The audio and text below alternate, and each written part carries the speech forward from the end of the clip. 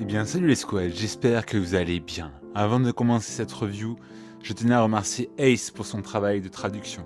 Vous le verrez, le scan est plus contemplatif qu'autre chose. Il y a de l'analyse à faire bien sûr, mais nous en parlerons également lors du live en compagnie de Vox Teacher, l'Attaque des Titans France et les membres du collectif Akatsuki no Anime sur Twitch, qui aura lieu très prochainement. Cependant, je vais tâcher de vous présenter au mieux ce scan en vous y livrant mon sentiment. Ah, et il est bon de vous faire passer une info que mon ami Ukli m'a transmise. Cette information fait suite au livestream d'Isayama sur l'inauguration des statues d'Armin, Eren et Mikasa à Aita, sa ville natale. Pendant ce live, notre mangaka a pris la parole. Il n'a pas dit grand chose si ce n'est qu'il a confirmé que le manga se situe entre 1 et 2% de sa fin, selon les calculs, soit au chapitre 138 ou 139. Je tiens également à le remercier car c'est lui aussi qui m'a fait part de sa théorie sur le nombre de chapitres. S'il n'y a pas de retard, le manga se finira le 9 avril 2021. Et je l'espère, en 139 chapitres. 目指すはパーフェクトゲームだ。俺たち自由になれるのか。だろうエレン。壁の向こうには海があって心臓を捧げる。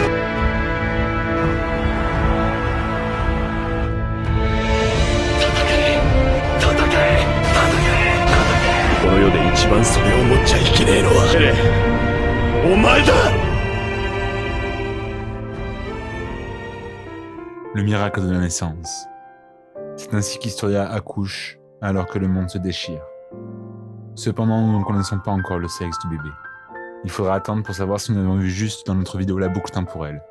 Mais bref, celle qui a juré de se battre et de vivre sa vie à fond.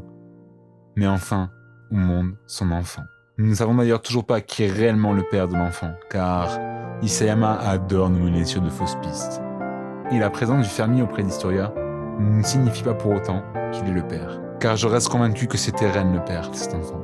Nous aurons sûrement la réponse dans les prochains chapitres, puisque nous nous rapprochons de la fin.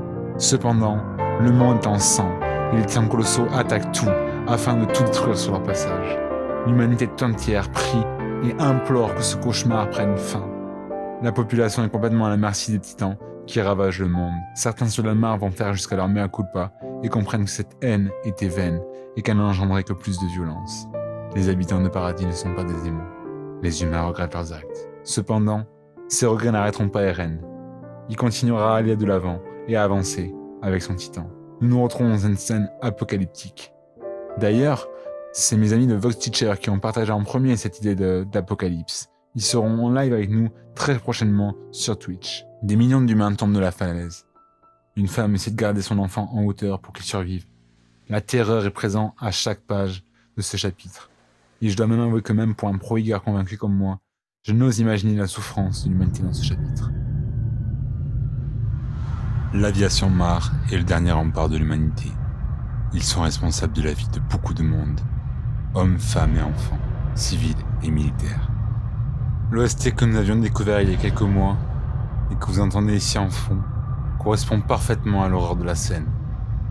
Comme dit en début de vidéo, les Mars regrettent leur haine et sont conscients que Eren est son titan, et le produit de cette haine. Nous avons le père de Reiner qui regrette profondément ses actes. Il lui supplie qu'on lui accorde une autre chance, et il souhaite que cette ère de haine s'arrête pour débuter une ère de paix. La vaisseau Mars bombarde Eren de sa forme de titan. Malgré cela, et en dépit de leur précision, ils continuent d'attaquer, car pour eux, c'est maintenant ou jamais. Quand tout à coup le titan bestial se matérialise. Il est vrai qu'il est encore difficile à dire s'il s'agit bien de Sieg ou si Eren utilise le pouvoir de son titan marteau d'âme. Il est encore trop tôt pour le savoir. Mais le titan bestial anéantit en quelques instants toute la flotte aérienne Mars. Il est trop tard, et des enfants et des innocents vont de nouveau être tués. Le grand terrassement se rapproche de plus en plus. Puis Monsieur Léonard et Madame Braun discutent ensemble. Le père d'Annie est persuadé que Reiner et Annie sont toujours vivants. Tout semble perdu quand soudain... Mais regardez, regardez, là, dans le ciel, c'est Superman. Non, un titan ailé. Non, un avion avec la Super Alliance. À l'intérieur de l'avion, c'est également la catastrophe. Celui-ci est dans un sale état et le plan de l'Alliance consiste à sauter et à faire cracher l'avion sur le fondateur. L'Alliance, en s'approchant, remarque la présence du titan bestial. C'était également leur plan, arrêter Sieg pour arrêter le grand terrassement. Armin saute de l'avion et veut une dernière fois s'adresser à Eren et extraire de son titan. À ses côtés, Reiner s'élance et se transforme, fonçant sur le poilu. Mais Eren répliquera immédiatement avec le pouvoir du marteau d'armes. Le titan cuirassé, le titan mâchoire et les forces du paradis sont vus comme des sauveurs par le peuple, car ils viennent apporter leur aide pour stopper le grand terrassement. Ils sont la lueur d'espoir du peuple. Le chapitre se termine sur Armin qui veut interroger Eren en lui demandant quelle partie de lui sera libre une fois arraché de son titan.